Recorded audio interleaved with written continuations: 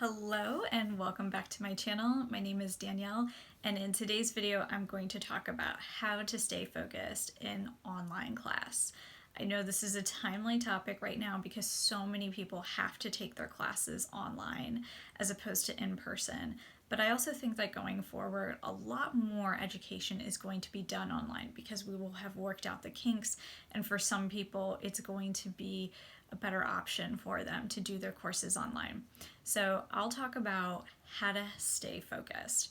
The reason I'm going to talk about this is because I've been teaching online for 4.5 years already. So I've seen all kinds of things that work for different kinds of students. The students I teach range in ages from 4 to 15, but you might be older than that, and I think these tips should still be helpful for you. So if you're a college student doing an online course, or if you're doing continuing education as you're an adult in your professional career, or just because you just want to learn more, like me, I do that too, these tips should help you with your focus. So when I think about what helps someone stay focused in a class, I am thinking both what is happening in the class itself at that time, and I'm also thinking about what happens outside of class. I would argue that your life outside of that class is so important in helping you stay focused while you're in the class itself. So I'm going to talk about the things you need to be doing outside of class that will help keep you focused when you're in class. And then later I'll get into the specifics of what to do if your focus seems to be drifting while you're in the class. Okay, so the first thing, and I would say the most important thing to think about, is your body and movement.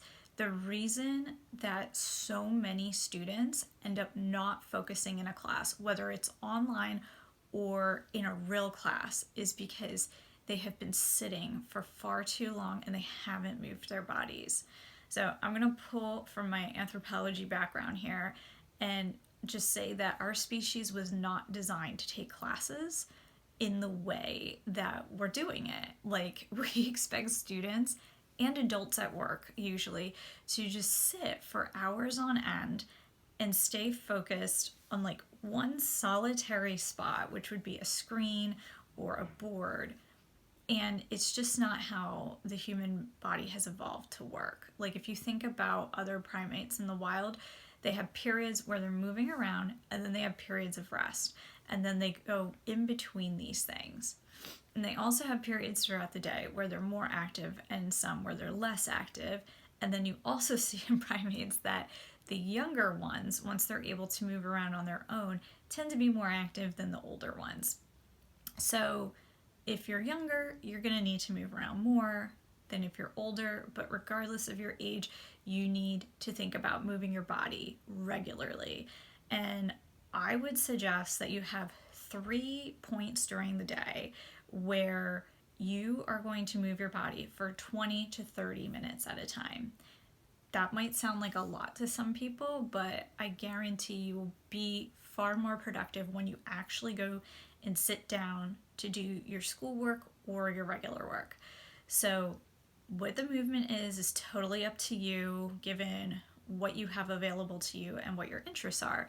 So that might be something like you jump rope, or you play basketball, or you go for a walk, or you play with your dog in the yard, or maybe you want to learn some dance moves to some K-pop group that you're really into right now. It doesn't matter what it is, as long as you do it. Personally, I like to go for walks. I like to do yoga. When the weather's nice, I like to go swimming, but it really depends on what's available to you. Lately what I've been doing is like a 1-hour walk around my neighborhood, and then I like to do 20 to 30 minutes of yoga, and that would give me 90 minutes of physical activity throughout the day, and that's been good for me. But other people might need to break it up into smaller chunks. That's fine. Or maybe you have a longer stretch of time where you can do it all at once. That works too. But you do need movement throughout the day, and if you can get it periodically, that's going to match what tends to happen in a school environment anyway. Like if you think about kids in elementary school, in the beginning of the school day, they might play on the playground, and then after lunch, they may play on the playground, and then in the afternoon, the teacher might take them out onto the playground again, or they might have some other kind of activity.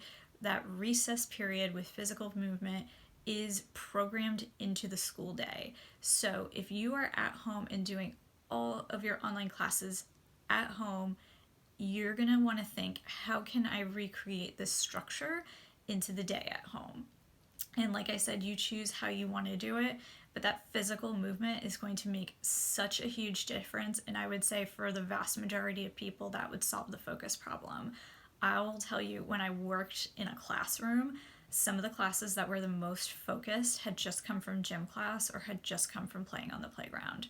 And these same kids, had they not come from those things, like had they been sitting in classes like math class for 2 hours and then they came to me, they would not be focused at all. But those same kids right out of gym class would be super focused. It was night and day. To know if you're getting enough out of that physical time outside or doing whatever physical activity you're doing, check and see, like, am I getting thirsty? If you're thirsty after 20 minutes, like, you're doing enough. Also, obviously, if you experiment and you see the focus has improved, you're getting enough out of it. So that is by and large my top tip: get your body moving. The other thing to make sure about, and this is true regardless if it's an online class or in-person class, is obviously make sure you're getting enough sleep, make sure you're eating well-balanced meals regularly, because oftentimes kids will just lose focus, and people in general will lose focus if they're tired or if they're hungry or if they're not getting enough nutrients in their diet. So even if you're eating plenty, but if that food is not nutritious, you will see focus issues. So obviously load up on vegetables. Try to make sure like half your plate is vegetables, and then the other half can be a mixture of meat if you do meat, and some dairy if you do dairy, grains, that sort of thing. We definitely want to avoid highly processed and junk food because it's just not conducive to helping the body function well, including with focus. Okay. The other thing to think about is, because you're spending so much time in front of a screen, like on your computer or on your iPad in an online class, you're getting a ton of screen time in. So when you do take breaks, and you should take breaks, try to make sure those activities or whatever you're doing on the break does not involve a screen. So don't go from like online class to watching a TV show. That would be screen to screen. You want to break up the visual, give your eyes a rest from screen time. So your physical activity could be going outside and going for a walk or playing outside with your dog, something like that. Then you're killing two birds with one stone. You're getting away from the screen and you're getting your physical activity. So I would say that's a win-win. If, say, during your break you want to read a book that you are enjoying reading, that's great. If you can get a physical, like paper copy of the book, that might be a little bit better for your eyes than reading it on a ebook reader, for example. Obviously, work with what you have, but take that screen break into consideration for your breaks from classes. Now, on to what do you do if you're losing focus while you're inside the class? Sometimes kids are losing focus because they are not comfortable. So make sure your chair is comfortable to sit in and the appropriate size for you. A lot of kids I teach, sometimes their chairs are too big for them. Same thing with the desk or the table that they're using. Make sure you fit in it. If it's not comfortable, it's just so easy to get distracted or to stop caring about your schoolwork. The other thing is, sometimes kids can get really tired, as anybody could, staring at a screen for quite a long time. So in that case, what I've seen some parents do that has been really effective is to just take the chair away. I know that for some people that might sound cruel, but what I will say is that when I worked in a mid-sized company and I was around tons of salespeople, we paid consultants to come in and teach us like how to stay energized on a phone call. And these people made millions of dollars telling us to stand up. I'm not kidding. This company paid them so much money and they came in, they told us to stand up. They told us other things too, but I mean, it is really effective. So, what could be doable is to just take the chair away, have them stand at the desk, while they're in the class, because they're not going to fall asleep if they're standing up. The other thing that we would do at this job is sometimes we would have a headset and then we would walk around during the phone call, because that would pick up our energy levels too. So if you can take quick breaks where you do a short walk, that will help as well. If you happen to be using an iPad and you're really having a hard time even just standing, if you can take that mobile and walk around, as long as you can stay focused and you don't like bump into things as you're walking, I would even say that's okay to do a little short walk for a minute and then to come back to the desk and stand at the desk. That should help wake the student up. Okay. I would also say that for some kids, some movement is okay while they're sitting. The reason I say this is just some people have a lot more energy than others. Some kids are more energetic than others, and you'll know that about yourself or your kid if you're a parent. So if that's the case and some kids have to be like this, as long as their focus is on the screen, just let them move a little bit. Let them be like little worms in their chairs if that's helpful for them. But, of course, monitor it and make sure it's not moving to be distracted, but moving to stay focused. Another thing that's really helpful is to encourage active learning tasks or activities. So, for example, you can just sit and listen to the teacher, but how much of that are you really going to retain?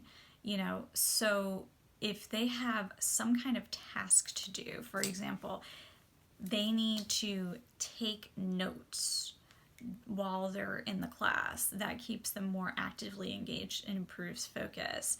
And if they have to ask questions during the class, again, makes them more actively engaged. So that would help with focus as well. What you could do, which I would recommend if you're trying to help your child with this, is if you're going to say any kind of active learning thing and tell them to do it, make it quantifiable. In other words, don't just say take notes. Say, I want to see a half a page of notes after your science class. I'm going to look at your notebook and you better have a half page there or a whole page there, because that's what I expect. That gives them a clear target.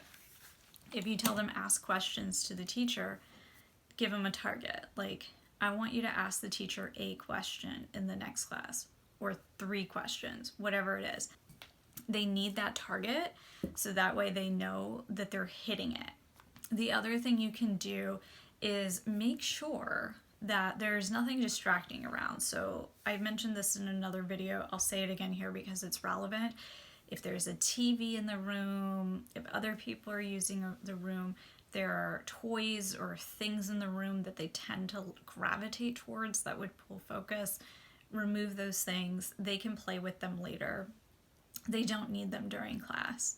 That said, what I will say is I have found that if kids aren't getting enough free time in their lives, they will use class time to explore things that they really want to explore.